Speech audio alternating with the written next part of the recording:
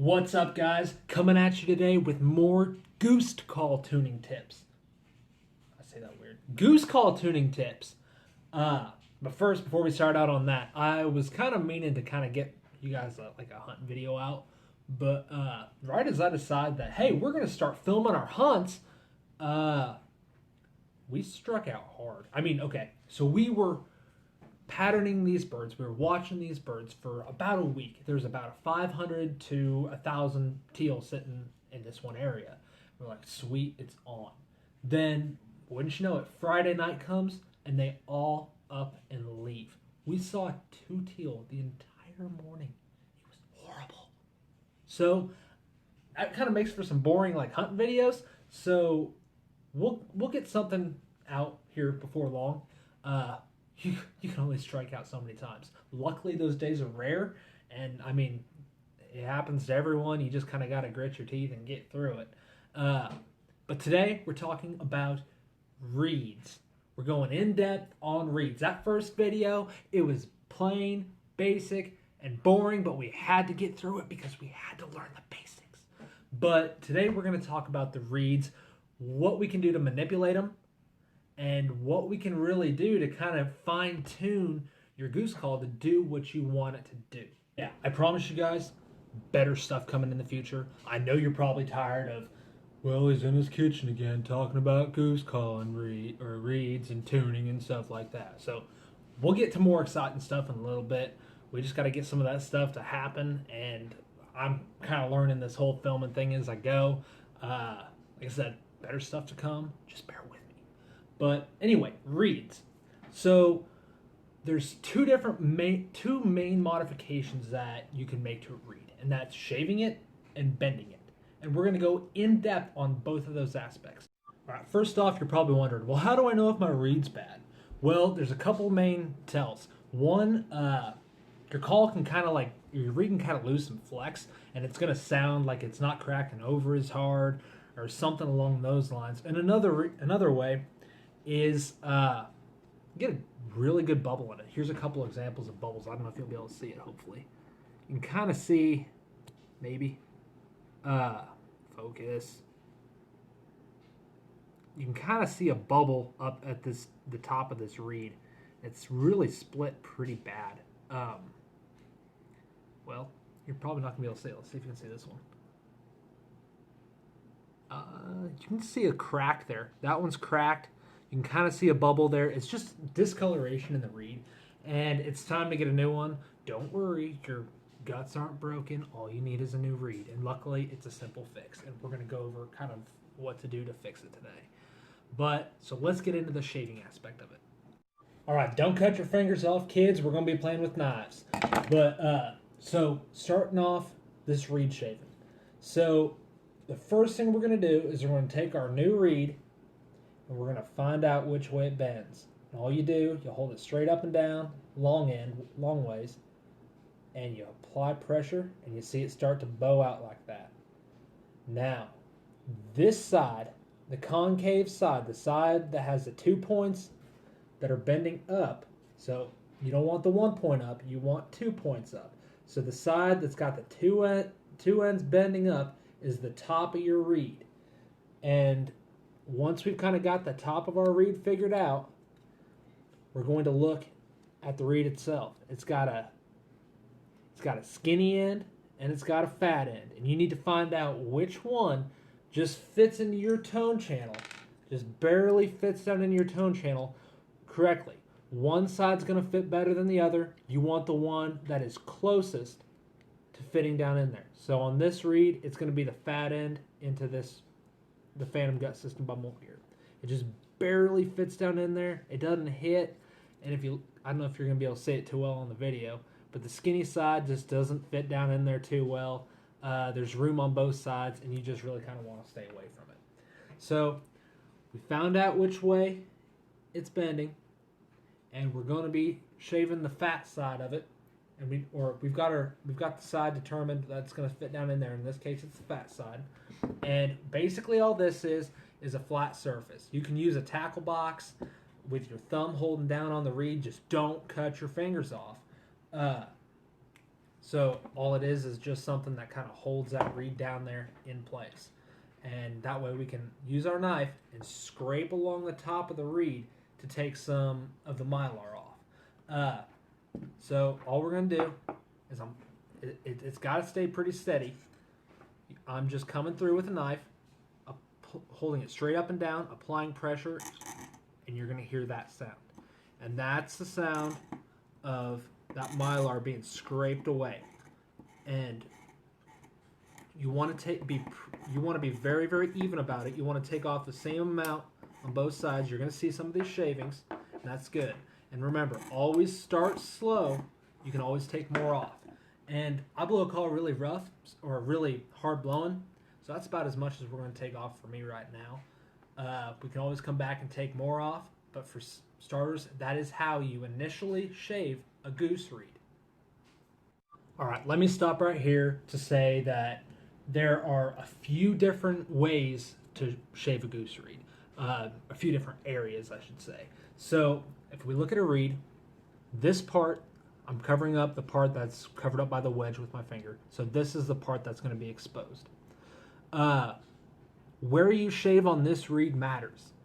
I generally like to keep as much of it whole as possible. And in my hunting calls and everything, I just run a full reed. But I know there's a lot of you guys out there that don't have the lung capacity and you can't really blow a call that hard. Well, you guys need to learn how.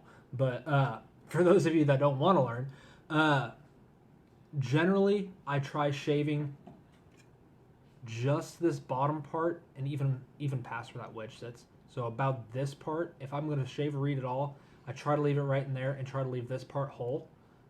Standard that you get from pretty much every call manufacturer is going to have a shave clear across the reed, and that's just pretty standard. It's going to be a little bit thinner. You're not going to get as full of a sound, and that's really the benefits of running just a full reed. One that has no shave at all on it is going to sound fuller.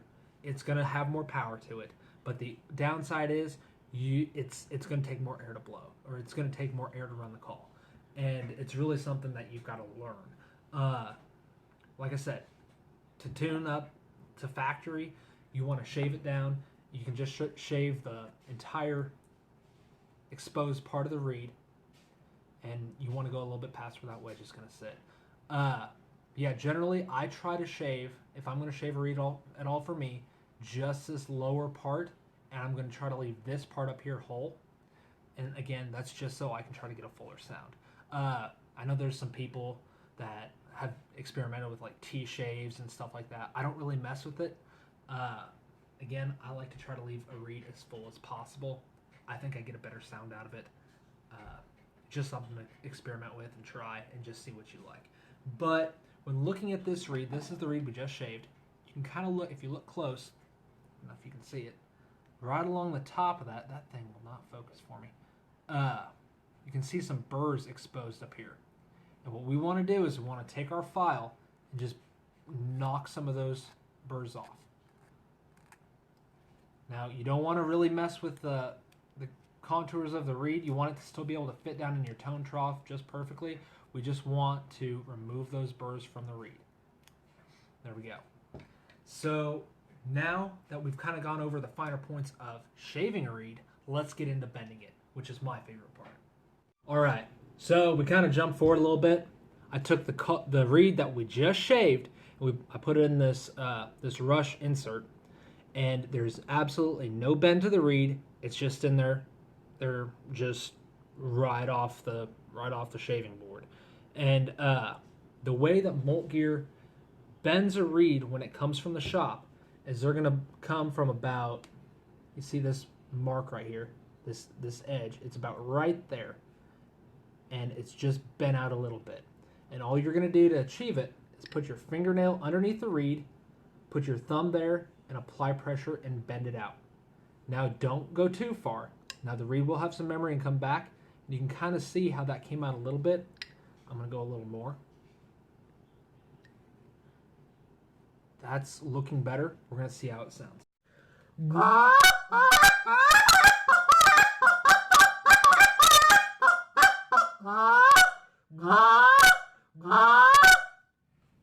Okay, now after blowing that, it's still a little light.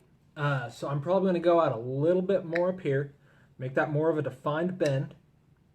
You can really see how much I bend it to get it to go back. You can really see how much memory that Mylar has. Again, start slow. You can always go more. It's hard to get a reed to unbend. And once I've got that done, again, since I like to blow a call really heavy, I'm going to bend it at the second place we're going to talk about, and that's right at this wedge. That's right where that wedge meets. And how we do that is we're going to take our knife again. Don't cut your hands off. And we're going to put it down underneath the reed. So between the reed and the tone channel, we're going to put it down in there, and we're going to apply pressure and pull it back. So we're flexing the reed right there, and it's flexing right at this base. I don't know if you can really see how much extra gap that is that we're applying there. And again, all we're doing is we're increasing the distance that reed tip has to travel down into the tone trough to get it to crack over. Let's see how it sounds with these additional bends.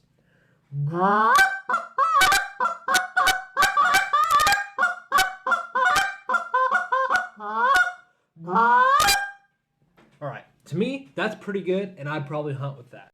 So let's review what we've talked about. So initially, we went over how to shave a reed. And some of the major benefits of shaving a reed is that it's easier to blow. It's going to have a little bit more rasp. So if you're hunting a lot of little geese, or you want something that sounds a little bit more raspy, something a little bit more scratchy sounding, you want to shave that reed a little bit more. If you're looking for a deeper, fuller sound, you're going to want to leave your reed more full. And then we got into the bending of the reed. And the major benefits of bending the reed, again, is to make it sound more full. It's going to make it harder to blow, and it's going to give you a lot more of a diverse low end and just more diversity in general, just because you've got a lot more room to play. You've got a lot more room to control that reed before it dips down into that tone trough. We didn't get into that too much, but the greater distance that reed has to travel, the more you can really finesse that low end out of it, because you've got more room for that reed to vibrate before it's got to dip down into that tone trough and break over. Let me kind of show you what I'm talking about a little bit, because again, that we'll run that, and then I'll bend it up a little bit more, and we'll kind of hear a little bit more of the diversity in it.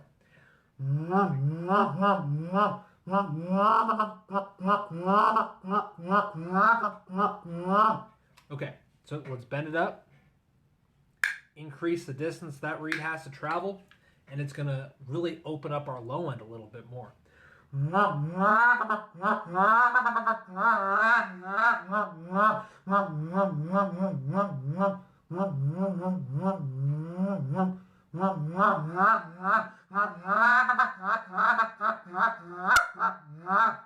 So yeah, you can really kind of feel it out, and you can go from a really quiet little murmur, just getting that reed to barely start to move, and then you can really exaggerate it and get that reed really vibrating in there before it dips down into that tone trough and breaks over. You can kind of hear me playing with it there, kind of really controlling where that reed's going.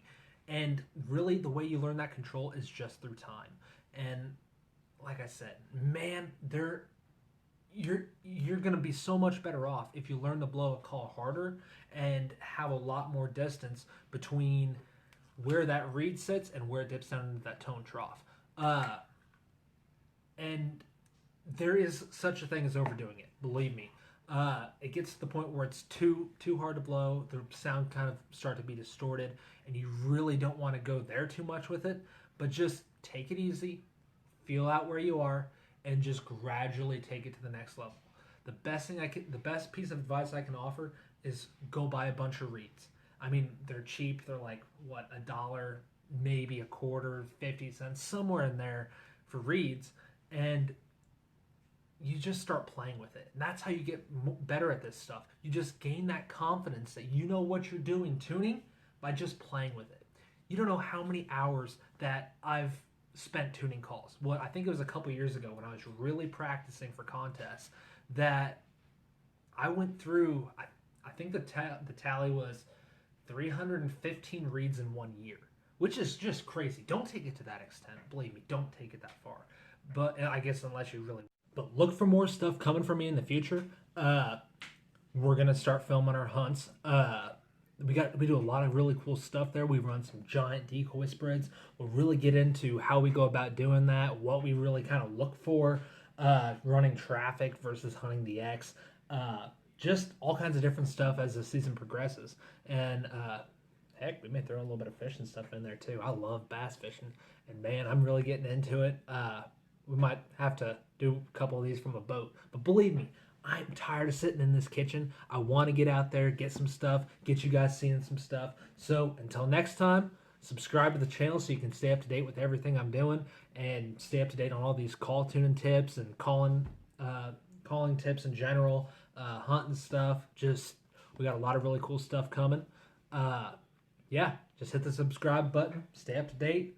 Let me know what you think. And if you got any problems, don't hesitate to ask. You can hit me up on Facebook, on YouTube. I'll respond. I'm really not that mean of a guy. But yeah, until next time, we'll see you guys later.